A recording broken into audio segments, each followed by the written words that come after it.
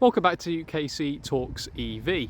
So today we're at the Yorkshire EV Club event at the Water's Edge in Barton upon Humber. So let's go check it out.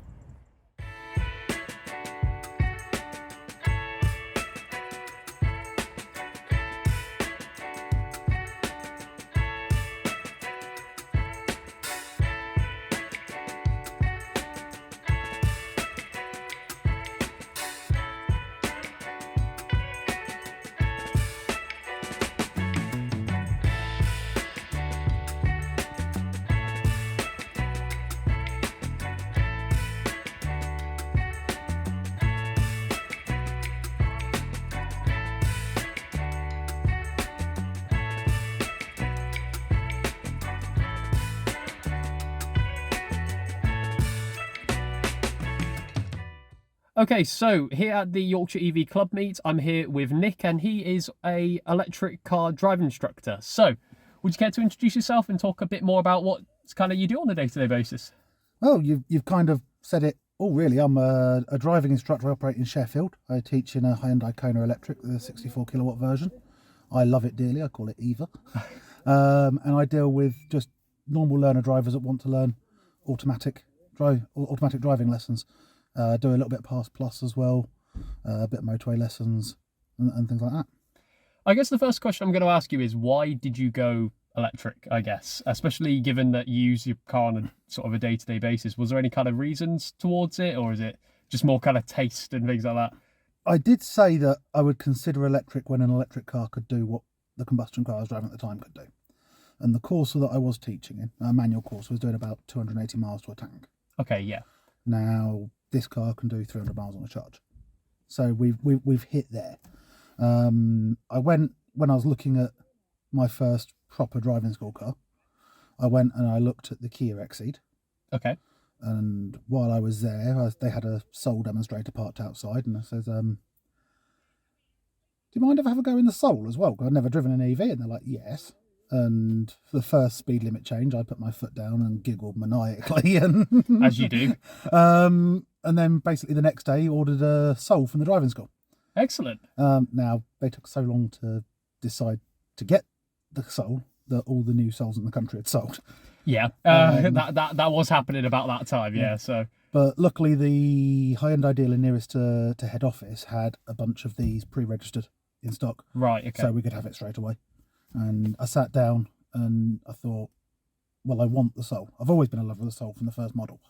I want the Soul, but what I need is a drivetrain from it. Okay. We've got the same drivetrain in the Hyundai, so we'll go with the Hyundai. And that's basically how it all started, 33,000 miles ago in 11 months. Well, that's what I was about to say. I mean, in terms of sort of EV mileage, so you've done 33,000 miles in 11 months. Is that quite standard for sort of a driving school sort of approach, or? Most driving schools that do lease cars will offer a maximum mileage of 30,000 a year. Okay. Now, I negotiated a deal that allowed me to do more because I'm averaging 160 miles a day, times up by 260 working days in a year, and there's going to be excess mileage charges at the end of it. Exactly. So I've negotiated a bit of a bespoke deal on this one. Okay, so that's, I mean, to be fair, that obviously is quite significantly higher mileage compared to even the average, even a high mileage sort of like company car driver. So, I mean, how have you sort of felt with it? Do you, for example, just charge it at home? Like, what's your kind of work schedule? Does it allow you to maybe, I mean, with 160 miles a day, I'm guessing you're doing it within one charge, so. Yeah. When I first started, I didn't have access to a home charger. Okay. So I was using public charging, and what I tend to do, you can see I look like I spend a lot of time parked at KFC. I was going to say that. But Sheffield's quite well placed for Instavolt rapid chargers at fast food joints. It is, yeah. So I'd go and plug in on a rapid charger, get some dinner at the end of the day, and then I'd nip round to either Tesco's or Tim Hortons in Sheffield that have free pod point chargers to top it off. Of course, I wouldn't be able to do that after Tuesday because pod point are starting to charge for their free chargers. Yes. In April, I moved into my own flat, and the deciding factor for that was that the development was a new development, and every flat was pre-wired for a charge point.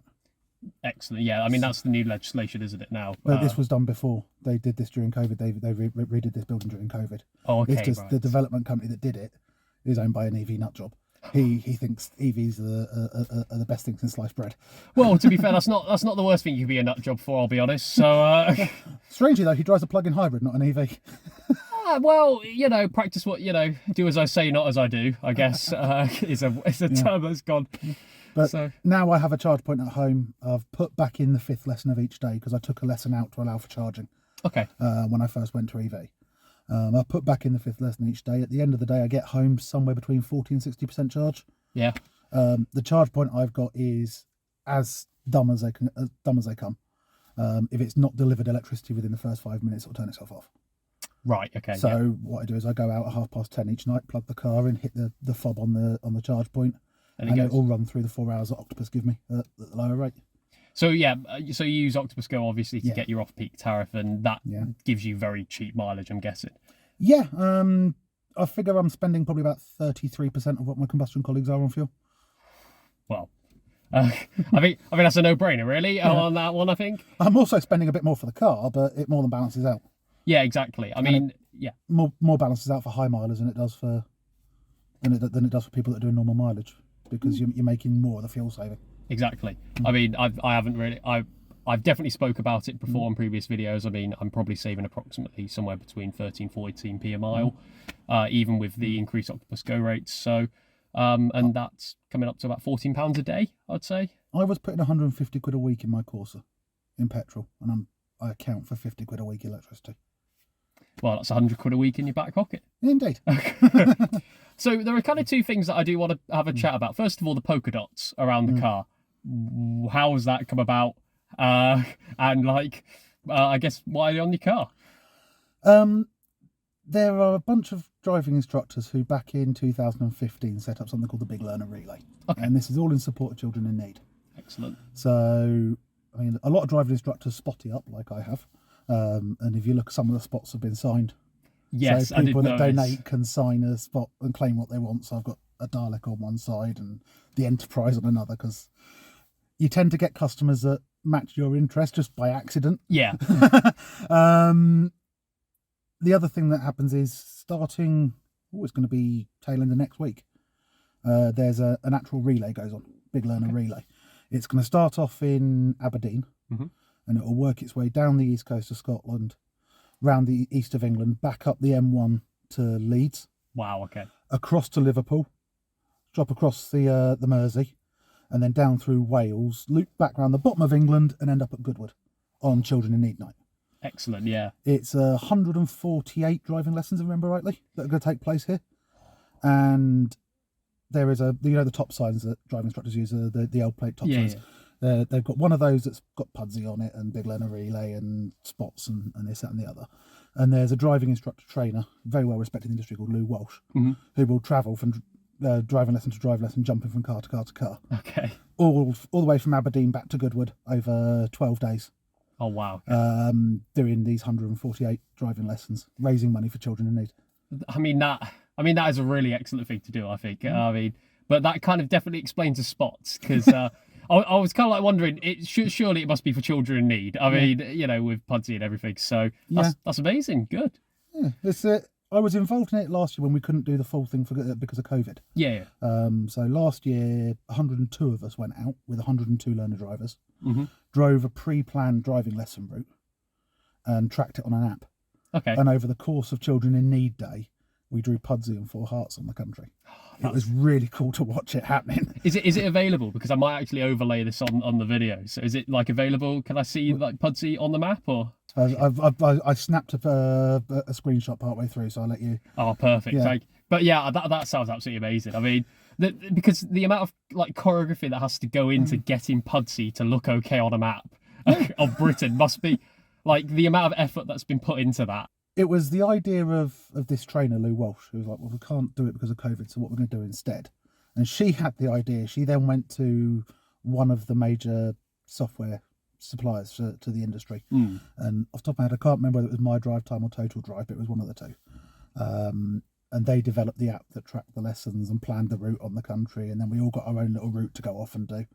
And we hit record on the app and go off and do our route. I mean, that... So I was a little bit of Pudsey's chin. Well, Well, I'll be able to figure that out from the screenshot, I think. So, There's a stretch from Works up to Doncaster on the A1M that I did. So. oh yeah, I can see how that works now. Yeah. Yeah, because obviously there's a little kink at some point, isn't there, round Yeah. past Doncaster, so you Yeah. can be. Final question, I guess, because we were talking about it beforehand. What's about servicing and some interesting things that came about? Well, I've spoke to the Hyundai dealer before I got this, and the price that they came back with for a service plan was eye-watering. It was over £1,000 a year. Right. Okay. Now, I know because of my mileage, I'm going to be doing 3 to 4 services a year anyway, because it's 10,000 mile service intervals on this. Yeah. I've had 2 problems with the most recent service. Because this car was pre-registered, it was a year old when it did its first real mileage. So the first service was done at 36 miles by the supplier dealer. Now, that then means that for every mileage-based service, I'm 10,000 miles out. Yes. Yeah. Because So my 10,000 miles is the second service. So that's a 20,000 mile service. Yeah, 20,000 miles gets a 30,000 mile service, and I've just passed 30,000 miles, which is the 40,000 mile service. And I begged and pleaded with Hyundai. I said, look at the mileage I'm doing. The big service is going to be done a year and a half early. And bang on mileage. Please let the 4th stamp in the book be a cheap one. Because servicing prices, first service is about 60, 65 quid. Second service is about 10 or 15 quid more. Yeah. Because it includes a pollen filter. Yeah. Third service is the same as the first service. And then 4th service is the battery service, battery coolant service. So they've got to drain, flush and replace the coolant. Which will obviously take quite a lot of labour, time and things. It's a 3-hour service. And the local Hyundai dealer quoted me £503.70. When I picked myself up off the tiled floor, Yeah, as you should. I started looking for alternatives and contacted a Hevra member garage that's actually within walking distance of my house. Spoke to them and they said, oh no, we could definitely do it for less than that. So I booked it in with them. And it went in for that service a couple of weeks back and had a tyre at the same time and I got changed from 300 quid. Smashing. I mean, that's a significant saving. I mean, we've talked previously on the YouTube channel about Hevra garages and things. At the end of the day, going independent, especially, I mean, for petrol and diesel cars, was always going to be cheaper anyway. So going to a electric sort of independent garage will be normally cheaper. And to be fair, because there's less things to actually go wrong with them, you do tend to find people with more experience at those sort of places anyway. He did say it was the easiest service he's ever done. Yeah. I did suggestion that you might want to tell me that after he's charged me. So is there anything else that you would like to talk about, or is that... I'm fairly happy with that. I mean, the only thing that I have noticed with this is that I've got higher tyre costs. I'm picking up more punctures and I don't know why that is. What even, I mean, we were talking about obviously your learners and things like that, even like factoring that in, or... Yeah, I did 8 months in the Corsa and had 1 puncture in that time. Okay. I've been 11 months in this and the passenger side front tyre has been replaced twice because of sidewall damage. Yeah. Now, you expect that in a driving school car. You can't catch everything. Yeah, of course. This tyre wore down and was replaced. That's the driver side front.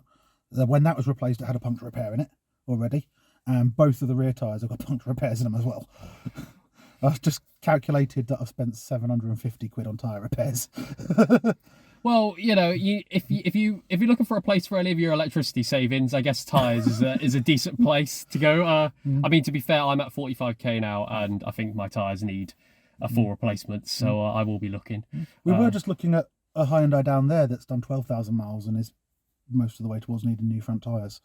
So it could be something to do with the weight as well. Yeah, weight or torque, probably. But yeah, thank you so much, obviously, for having a chat. Not a problem.